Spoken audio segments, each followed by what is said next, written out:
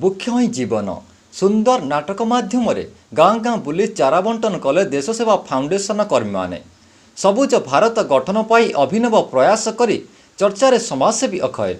ଦେଶ ସେବା ଫାଉଣ୍ଡେସନର ଉପସଭାପତି ମଳରଞ୍ଜନ ମନ୍ଥନଙ୍କ ପିତା ସୁଖଦେବ ମନ୍ଥନଙ୍କ ଦ୍ୱାଦଶାହ କର୍ମ ଅବସରରେ ଦେଶ ସେବା ଫାଉଣ୍ଡେସନ ତରଫରୁ ସମ୍ପାଦକ ଅକ୍ଷୟ କୁମାର ମଲ୍ଲିକଙ୍କ ତତ୍ତ୍ୱାବଧାନରେ ବୃକ୍ଷରୋପଣ ପାଇଁ ଏକ ସଚେତନତା କାର୍ଯ୍ୟକ୍ରମ ଅନୁଷ୍ଠିତ ହୋଇଥିଲା।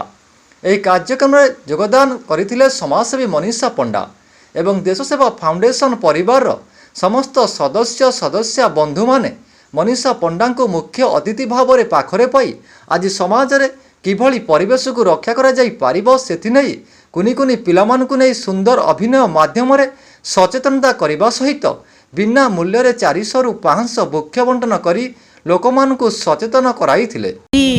आमर डीएस फाउंडेशन स्वेच्छासेवी अनुष्ठान तरफ आज एक वृक्षरोपण कार्यक्रम प्रथम पांत नाटक माध्यम अनुष्ठित होउछि।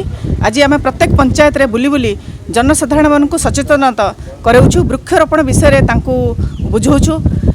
वृक्ष ही जीवन, जल जमती जीवन, आमर वृक्ष ही जीवन।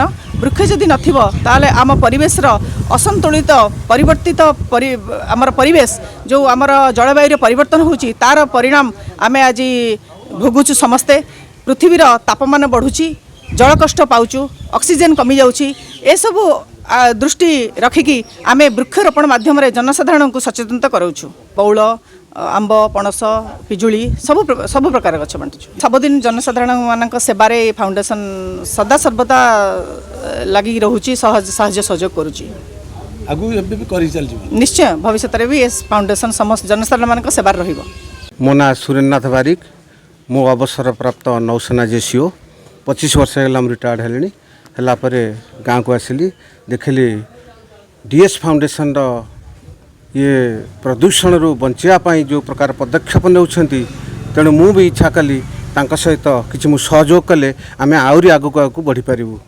प्रकृति बंधु आमर मनीषा मैडम भी आमको सहयोग देइथार तांको धन्यवाद। अक्षय को मध्य धन्यवाद। आज ये वृक्षरोपण किबा वृक्ष बंटन आमर सुखदेव मंथनकर द्वादश कर्म उपलक्षे आमे आज एटा आवंटन करूछु। आ भविष्य रे एटा आमर आगे चलिबो। आमे माने समते अक्षय को पछरे अछु एतिक मैं प्रतिशोध देवी। डीएस फाउंडेशन केते वर्ष ला चलछि? 10 वर्ष ला चलछि। ये डीएस फाउंडेशन चलिबो ना आस्ते आस्ते बंद? देखंतु आमे तो आमर उद्यम रहइबो चलिया पई कोनोसी संगठन जोटा का आमर प्रकृति उपरे आमे जोटा को परिवर्तन करिया चाहू आम पई अम्लजान दरकार।